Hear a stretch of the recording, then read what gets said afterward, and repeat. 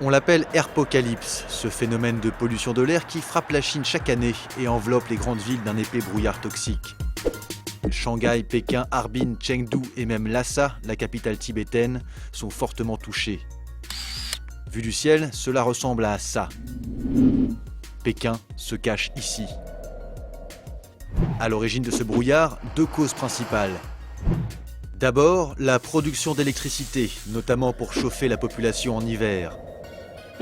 D'autant que 70% de l'énergie chinoise est produite à base de charbon dans plus de 1000 centrales à travers le pays. Une consommation record qui brûle chaque année la moitié de la production mondiale. Mais il y a aussi l'explosion du trafic automobile.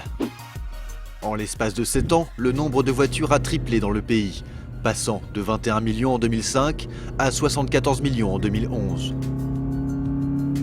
Aujourd'hui, une voiture fait son apparition dans le parc automobile chinois toutes les 2 secondes. Résultat, dans certaines régions, les émissions de monoxyde de carbone, de dioxyde de soufre ou d'ammoniac sont en constante augmentation. Mais ce sont surtout les particules fines qui inquiètent la population. Les plus redoutables s'appellent PM2,5. Elles mesurent 2 micromètres et demi, s'infiltrent dans les poumons et leur concentration bat depuis peu tous les records. À Pékin, on a pu enregistrer jusqu'à 671 microgrammes de ces particules par mètre cube d'air. À Harbin, plus au nord, les 1000 microgrammes par mètre cube ont été franchis. C'est 40 fois plus que le seuil de 25 microgrammes recommandé par l'Organisation mondiale de la santé. Les conséquences sont dramatiques. En 2010, la pollution extérieure aurait fait plus d'1 million de morts prématurées, en grande partie à cause de cancer du poumon. À l'échelle de la planète, une personne sur 3 qui meurt prématurément de cette pollution est chinoise. Alors, face à cette catastrophe sanitaire, le gouvernement promet des mesures.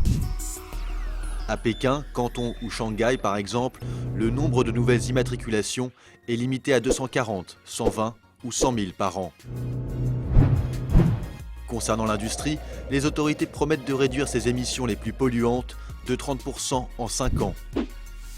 Et pour ce qui est du charbon, sa part dans la production d'énergie devrait passer de 70 à 65% d'ici 2017. Mais ces promesses timides laissent sceptiques, car Pékin se heurte aux grandes industries et aux gouvernements locaux pour lesquels l'amélioration de la qualité de l'air est un obstacle au développement économique.